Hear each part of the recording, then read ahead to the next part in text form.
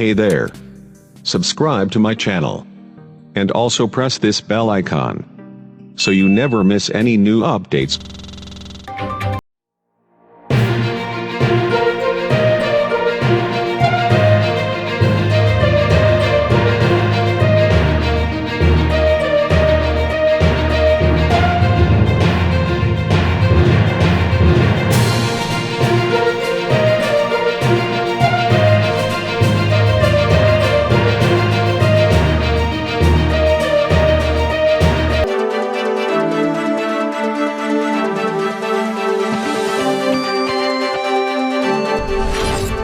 संदेश मुख्यालय को दे सकेंगे, ये क्षमता हमने हासिल की।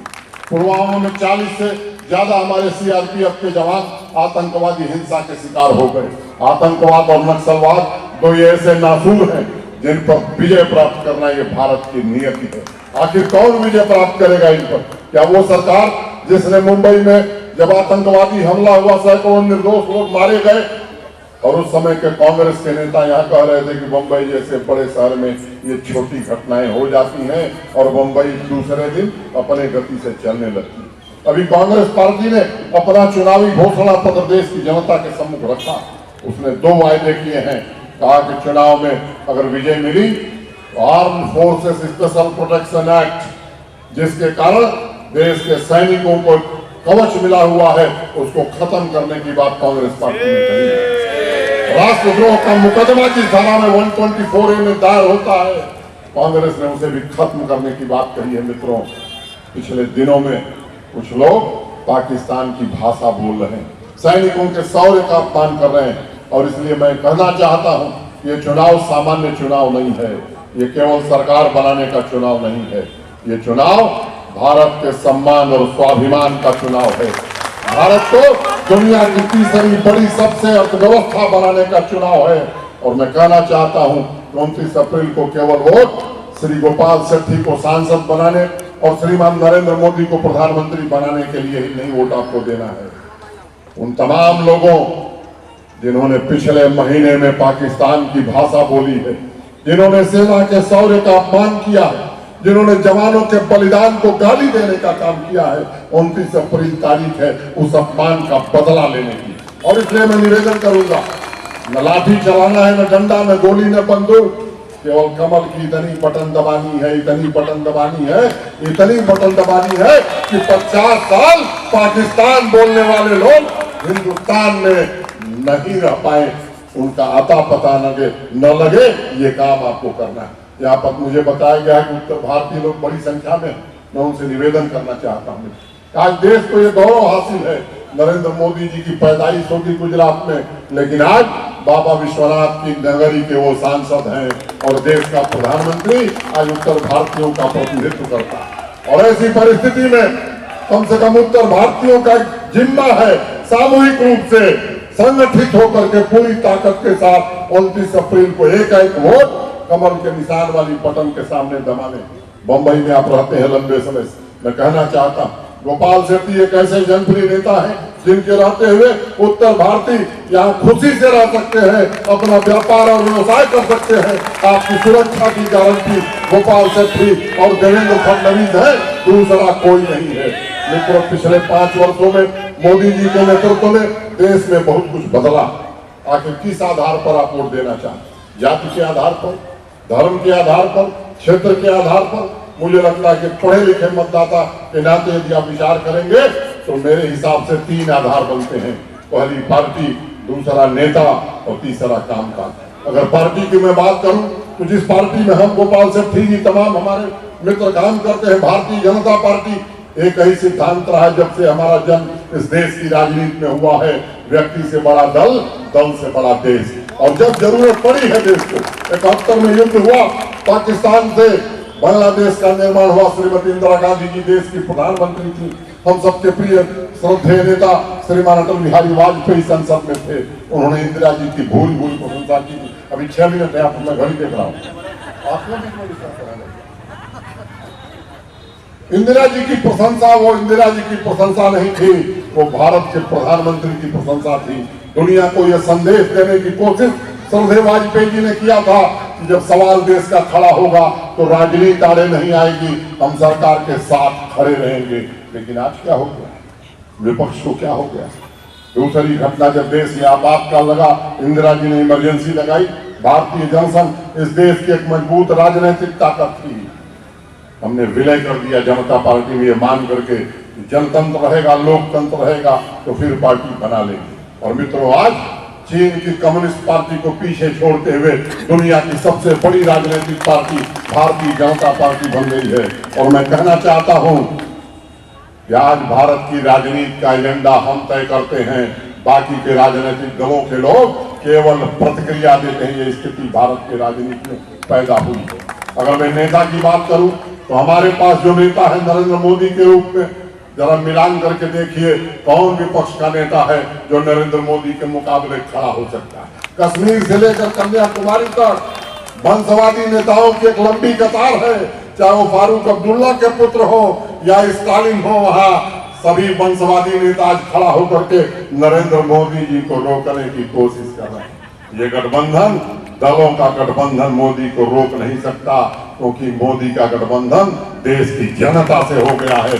और जनता ने संकल्प लिया है कि मोदी को 2014 से ज्यादा प्रबल बहुमत दे करके फिर से देश की सत्ता सौंपनी है।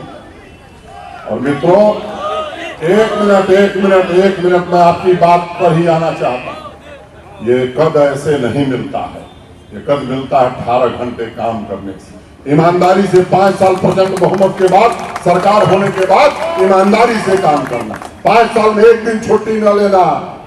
और अभी एक घटना आपके ध्यान में लाना चाहता हूं। आज से ठीक 50 साल पहले पंडित जवाहरलाल नेहरू जब देश के प्रधानमंत्री, दुनिया में इस्लामिक देशों का एक संगठन है, उसका एक सम्मेलन हुआ था। उनके कैबिनेट के वरिष्ठ मंत्री थे फखरुद्दीन अली अहमद साहब, उनको निमंत्रण मिला था। जिस शहर में सम्मेलन था पहुंच गए, फखरुद्दीन अली अहमद साहब होटल में रुक गए। पाकिस्तान ने धमकी दी कि अगर भारत का प्रतिनिधि भाग लेगा तो हम बहिष्कार करेंगे। होटल में रुकने के बाद बैरंग वापस चले आए, भाग नहीं ले सके। अभी एक सम्मेलन और हुआ, हमारी सम्माननीय विदेश मंत्री श्रीमती सुषमा स्वराज उस सम्मेलन की गेस्ट ऑफ ऑनर थी।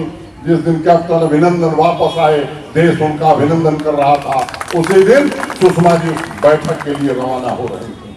पाकिस्तान ने फिर वही चाल चली, कहा कि अगर भारत का प्रतिनिधि भाग लेगा तो हम भाग नहीं लेंगे। लेकिन इस बार ये मोदी का भारत है, ये बदला हुआ भारत है। इस्लामिक देशों ने कहा कि पाकिस्तान भाग ले या न भाग ले, इस सम्मेलन की guest of honour Shrimati Sushma Swaraj होंगी।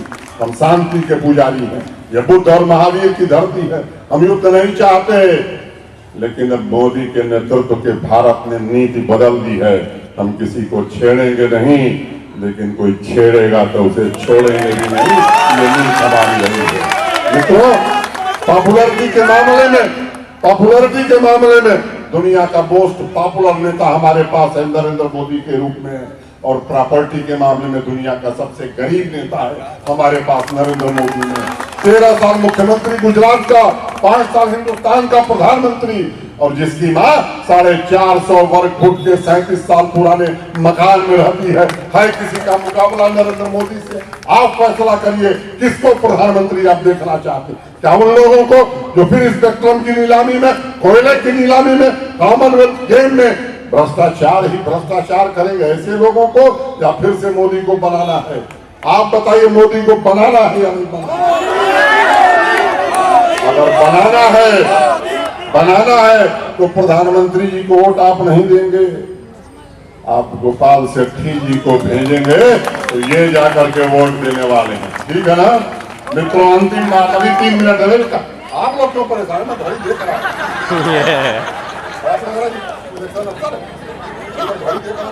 बचा हुआ। मित्रों, इन 5 वर्षों में 2014 में हम दुनिया की 11वीं बड़ी अर्थव्यवस्था थे, आज दुनिया की 6वीं बड़ी अर्थव्यवस्था है। और इसी महीने में, कुछ महीनों में इंग्लैंड को पीछे छोड़ के दुनिया की 5वीं बड़ी अर्थव्यवस्था हम बनने जा रहे हैं। और हम कहना चाहते हैं आपसे, गोपाल सेठी जी जिस तरह से सक्रिय रूप से लोकसभा में इन्होंने काम किया, मैं कह सकता हूं कि राजनीतिक और सामाजिक जीवन में किसी कार्यकर्ता को प्रेरणा लेनी हो तो गोपाल सेठी से ले। जिस तरह से इन्होंने इस क्षेत्र के विकास में अपना योगदान किया है, मैं कभी कभी मुझे जलन होती है, काश गोपाल सेठी जैसी ताकत हमारे पास भी रहती, हम भी इस तरह से काम करते। ऐसे हमारे घनिष्ठ मित्र हैं गोपाल सेठी। और मित्रों में कहना चाहता हूँ, देश के विभिन्न हिस्सों में जा रहा हूँ, अंतिम बात कह के मैं खत्म करूंगा। मित्रों, कश्मीर से कन्याकुमारी, अटक से कटक, इस बार आंधी नहीं है, मोदी की सुनामी है, मोदी की सुनामी है। पिछली बार जितनी सीटें पाए थे, पिछली बार जब जाते थे हम गांव में तो लड़के नौजवान नारा लगाते थे, अब की बार मोदी सरकार। अब लोग करें अब की बार 400 के पार। ये वातावरण पूरे देश में बना है। और उत्तर प्रदेश को लेकर बड़ी चर्चा है। कांग्रेस अध्यक्ष अमेठी से भाग करके केरल पहुंच गए हैं। कांग्रेस के दम पर नहीं, मुस्लिम लीग के दम पर चुनाव लड़ रहे हैं। और मैं सभा में कहना चाहता हूं, माँ बेटे में से एक ही पहुंचने वाला है संसार। 73 सीटें हमारे पास थी उत्तर प्रदेश में, 74 होंगी, 72 होने वाली इस बार नहीं है। तो पूरे देश में जिस तरह का वातावरण है, मैं विश्वास के साथ कहना चाहता हूं और आपसे निवेदन करना चाहता हूं कि भाई भावना है, एक वोट उत्तर भारतीयों का कमल के निशान पर पड़ना चाहिए। और अंतिम बात, उत्तर भारतीयों की एक विशेषता, दूध में जिस तरह चीनी मिल जाती है वैसे ही उत्तर भारतीय मिल जाते हैं। महाराष्ट्र के लोगों से मिल गए, यहाँ के विकास में लगे हैं, और वहां जाएंगे तो वहां के विकास में भी लगेंगे। Hey there. Subscribe to my channel. And also press this bell icon. So you never miss any new updates.